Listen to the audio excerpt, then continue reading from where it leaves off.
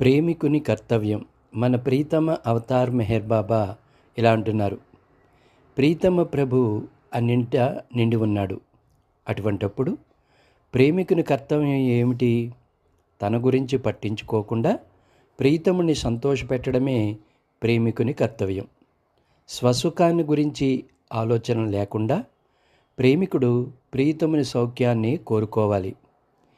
ఏ విధంగా ప్రీతముని సంతోషపెట్టాలా అనే ఒకే ఒక్క తలంపు దైవీ ప్రేమికుడు కలిగి ఉండాలి. ఆ ప్రకారం నీ స్వసుఖాన్ని గురించి ఆలోచించడం మానేసి ఇతరులను సంతోషపెట్టాలని అనుకుంటే దైవీ ప్రేమికునిగా నీవు నీ పాత్రను 100కి 100 నిర్వర్తిస్తున్నట్లే.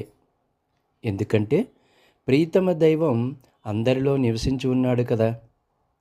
కానీ ఇతరులను సంతోషపెట్టేటప్పుడు నీ స్వసుఖం కోసం ఆలోచన ఇసుమంత ఉన్నా అది ప్రేమ కాదు, అనురాగం అనిపించుకుంటుంది.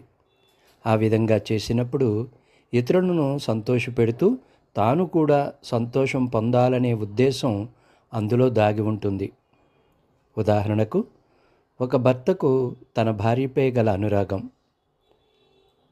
భర్త భార్యను సంతోషపెట్టాలని అనుకుంటాడు, కానీ ఆ పని చేయడంలో తన స్వసుఖం గురించి కూడా ఆలోచిస్తాడు.